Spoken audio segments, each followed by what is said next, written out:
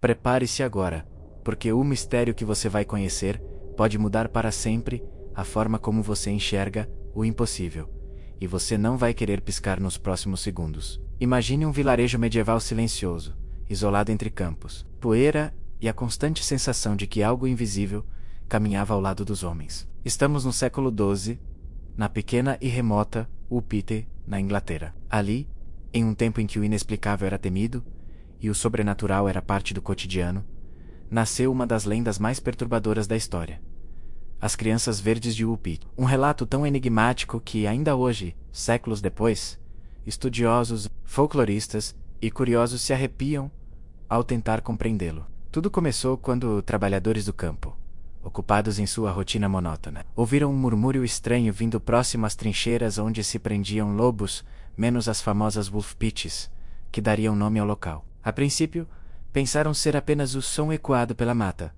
mas o murmúrio ganhava forma, ritmo, quase como um choro abafado. E então, diante deles, surgiram duas figuras pequenas, frágeis, mas absolutamente desconcertantes.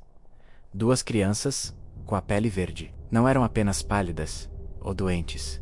Eram verdes como folhas imaturas, como sombras sob a copa das árvores, como algo que não deveria pertencer àquele mundo. As crianças estavam aterrorizadas. Vestiam roupas feitas de um tecido desconhecido, de textura incomum, como se viessem de algum lugar onde os materiais obedecessem a outras regras. Falavam em um idioma completamente estranho, sem qualquer relação com o inglês da época, e pareciam incapazes de compreender os sons que lhes eram dirigidos. Era como se tivessem atravessado não apenas uma região distante, mas uma fronteira entre realidades. Os habitantes tentaram alimentá-las, mas as crianças recusavam tudo. Pão, leite, vegetais, carne, menos nada parecia reconhecível para elas. Foi então que, ainda tremendo de medo, apontaram para feijões crus, verdes, ainda presos às vagens. Só então começaram a comer. Essa aversão a alimentos comuns reforçou o estranhamento.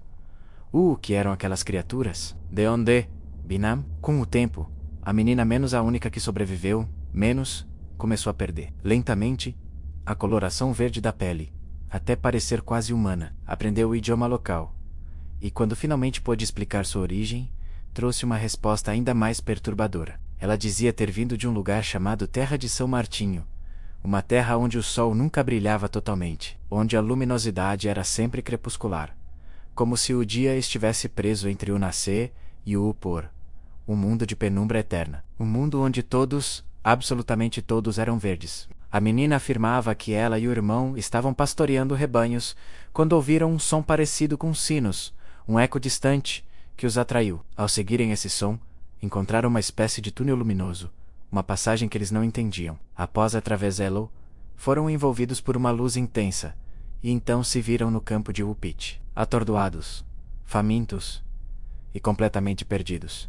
Essa narrativa, registrada por cronistas respeitados da época, deixou marcas profundas na história do folclore europeu. Mas se as explicações da menina eram intrigantes, as teorias criadas nos séculos seguintes seriam ainda mais assombrosas. Alguns acreditam que as crianças eram parte de um povo subterrâneo, como os seres feéricos das lendas antigas, menos criaturas que habitavam reinos ocultos abaixo da terra. Outros defendem que poderiam ter sido vítimas de alguma doença rara que alterava a pigmentação da pele. Embora isso não explique o idioma desconhecido, o comportamento assustado ou a recusa inicial por qualquer alimento humano. Há ainda teorias mais ousadas, sugerindo que elas poderiam ter vindo de uma realidade paralela, uma versão alternativa da Terra escondida por dimensões sutis.